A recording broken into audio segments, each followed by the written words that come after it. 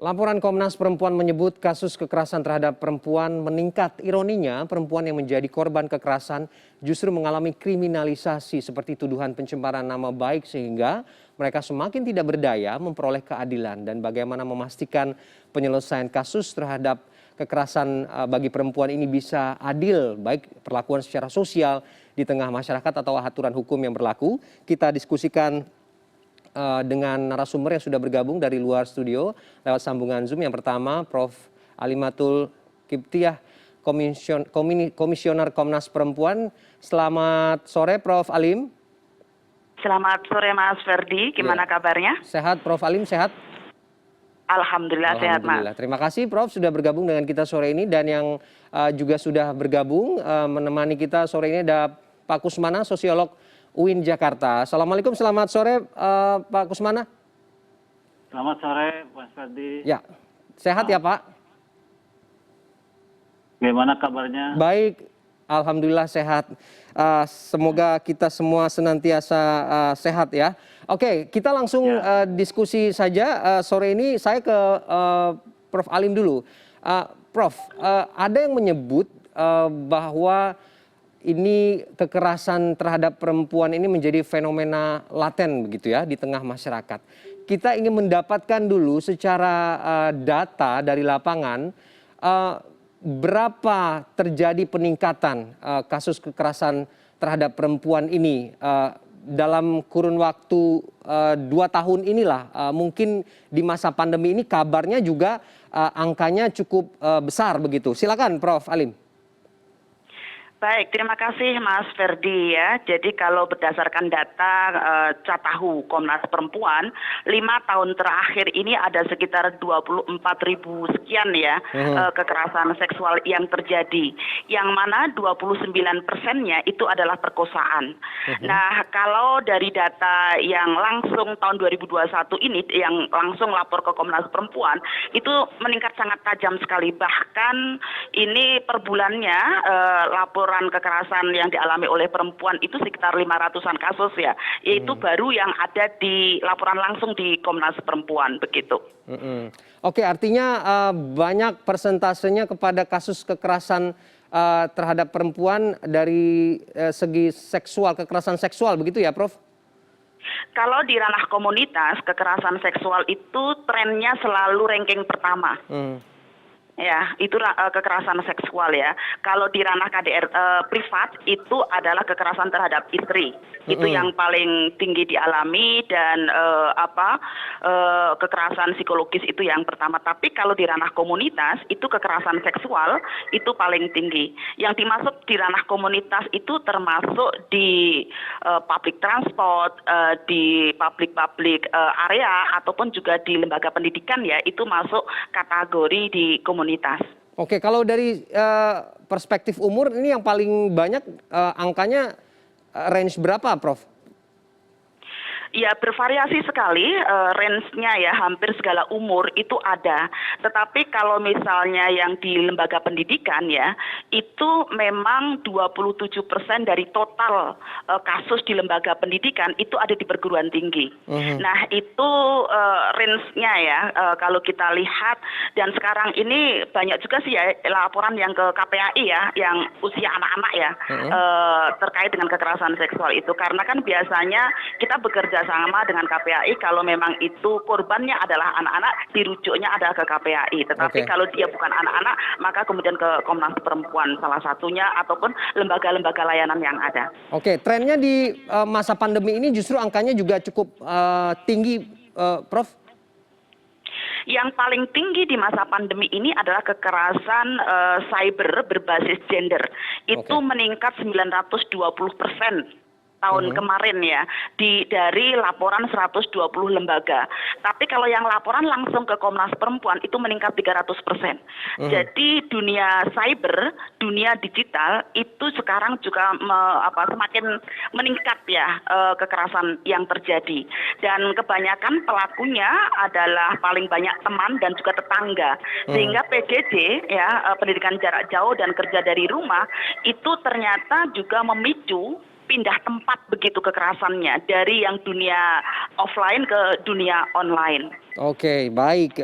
Saya ke Pak Kusmana. Pak Kusmana, tadi sudah dipaparkan oleh Prof. Alim soal adanya tren kenaikan kekerasan kasus terhadap perempuan, termasuk kekerasan seksual begitu.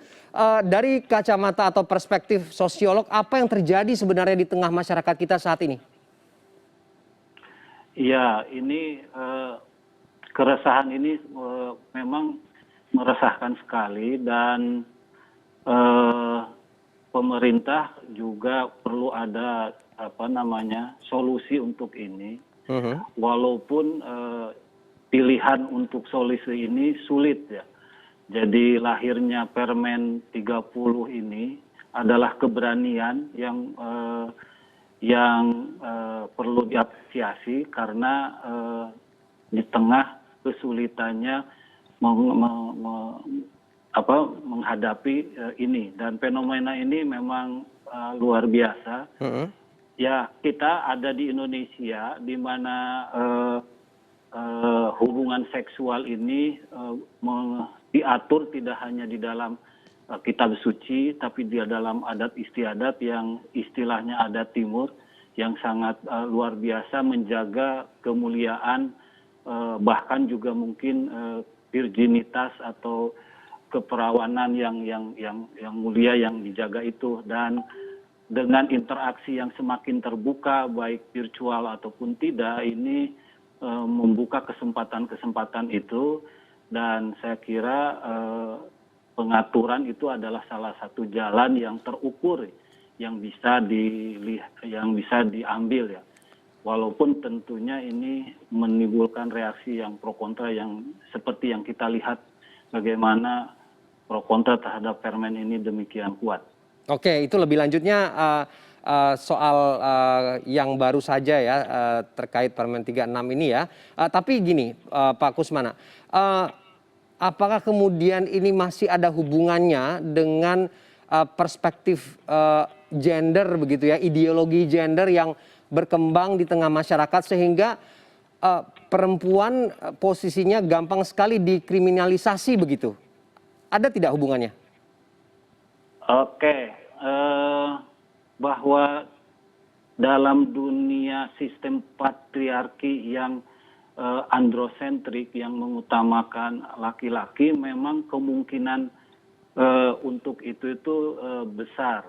Tapi sekarang kan dunianya sudah berbeda, di mana faktor-faktor pencegahnya untuk implementasi sistem patriarki yang lebih win-win friendly itu dimungkinkan. Misalnya wajib pendidikan udah sampai 12 tahun, dan sudah banyak juga warga negara kita yang mengenyam pendidikan sampai perguruan tinggi.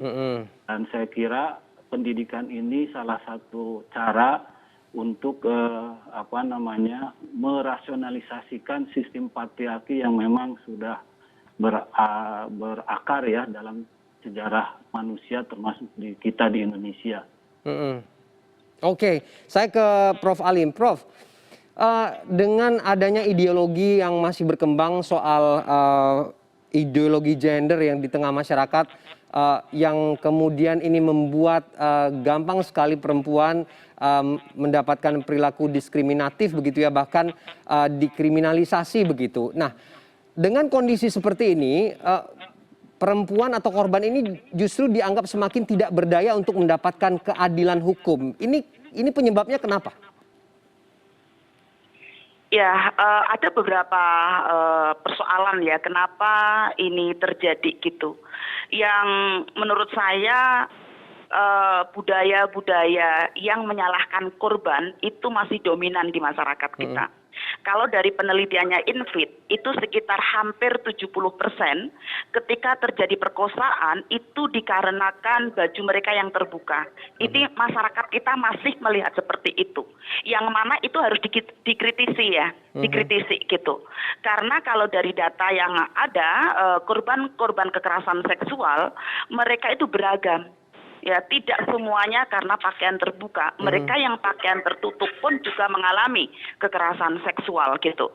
Jadi terjadi budaya yang masih blaming the victim atau menyalahkan korban, yang mana juga bisa jadi menganggap perempuan itu adalah sumber fitnah dan perempuan itu adalah objek seksual. Ini pemikiran-pemikiran yang harus kita kritisi, yang mana sebenarnya yang menjadi sumber fitnah itu ya sebenarnya bukan hanya perempuan ya, laki-laki pun juga bisa menjadi sumber fitnah gitu. Kemudian juga ini sangat penting sekali penafsiran agama yang progresif, yang mendudukkan kemanusiaan perempuan sejajar dengan kemanusiaan laki-laki dan bukan sebagai objek seksual, itu menjadi sesuatu yang sangat penting untuk kita masifkan di masyarakat Indonesia ini.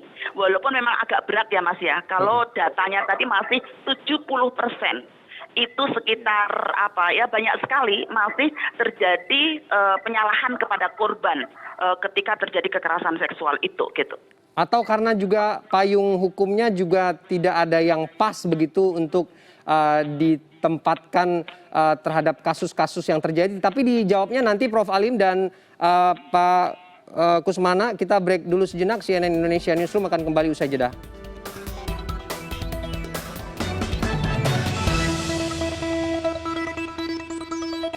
Kita kembali dalam diskusi kita sore ini masih dengan Prof. Alim dan juga Pak Kusmana. Saya ke Prof. Alim lagi, Pak. Prof. Alim, bagaimana kemudian kita melihat penanganan kasus kekerasan terhadap perempuan ini? Apakah sudah optimal atau belum? Karena kenapa?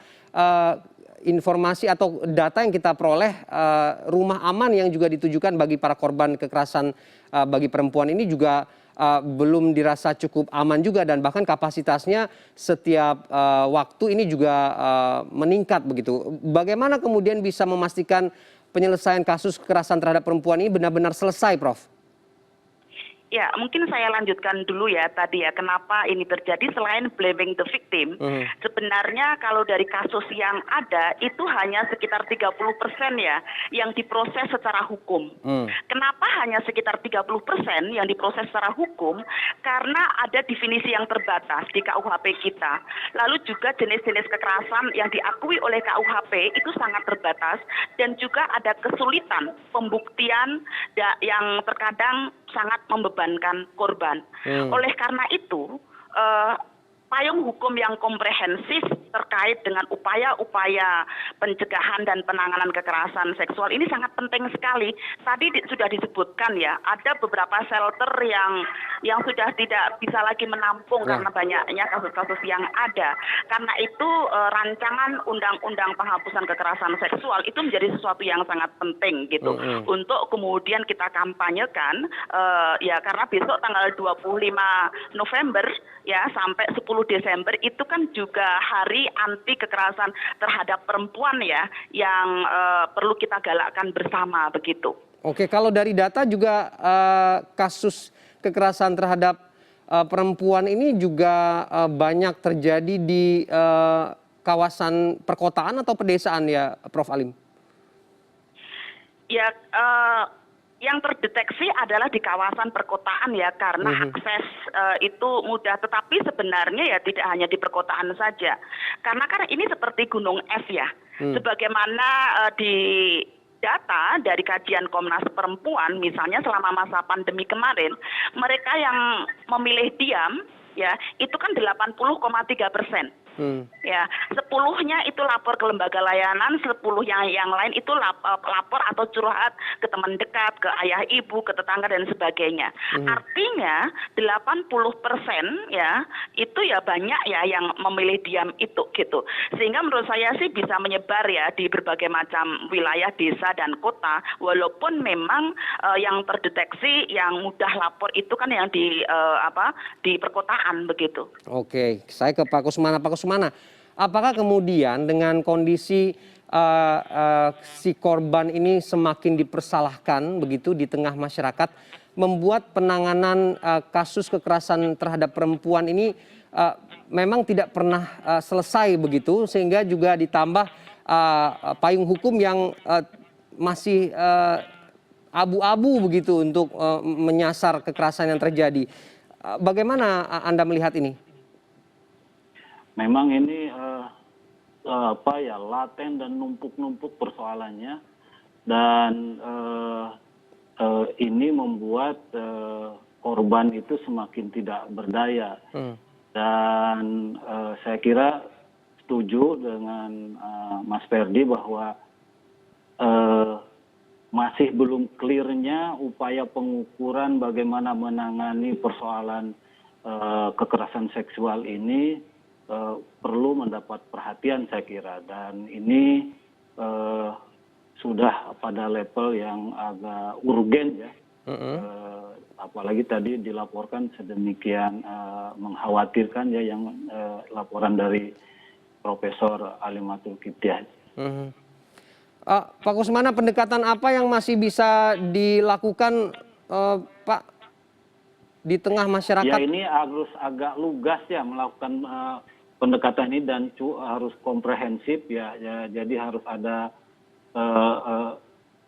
sex education, tapi dalam versi yang sudah disesuaikan. Misalnya kalau dalam lembaga pendidikan Islam berarti dengan bahasa agama Islam, bagaimana ini diberi pengertian baik pada pelaku pendidikan atau pada siswa, mahasiswa ya, dan juga dari sisi penanganannya harus ada semacam institusi yang mengatur lebih konkret bagaimana kalau terjadi seperti ini si korban bisa dilindungi dan juga pelaku juga bisa diingatkan dan jerak dengan kelakuannya itu. Saya kira ini agak menyeluruh ini pendekatannya. Oke, saya terakhir ke Prof. Alim. Prof, masih banyak celah begitu ya, walaupun juga sudah ada sedikit angin segar soal peraturan menteri yang terbaru ini. Apa yang masih perlu kita dorong, Prof, untuk bisa memastikan bahwa mendapatkan keadilan begitu ya bagi para korban yang menjadi korban begitu dari kekerasan terhadap perempuan? Ya, jadi kita harus melakukan pemulihan kepada korban ya. Kita dukung korban, kita dukung penghapusan kekerasan seksual. Kita perlu gerak bersama untuk mengesahkan payung hukum penghapusan kekerasan seksual yang berpihak kepada korban. Karena itu RUU tindak pidana kekerasan seksual itu sangat dinanti oleh banyak pihak ya, terutama terkait bagaimana pemulihan korban, bagaimana penindakan pelaku, dan juga bagaimana peran masyarakat ya bersama-sama untuk menciptakan kawasan bebas kekerasan dimanapun berada, sehingga celah-celah hukum yang tadi terjadi itu dapat ditutupi dengan hadirnya negara melalui disahkannya RUU tindak pidana kekerasan seksual ini gitu. Oke, semua harus berperan, sinkronisasinya dibutuhkan untuk bisa benar-benar memastikan korban yang mengalami kekerasan khususnya dari perempuan ini mendapatkan keadilan hukum begitu ya, dan juga sebagai bagian dari masyarakat atau sosial ini juga tidak terjadi lagi kasus-kasus diskriminasi begitu. Terima kasih Prof. Alim dan juga Pak Kusmana sudah bergabung dengan kita di CNN Indonesia Newsroom sore ini. Terima kasih.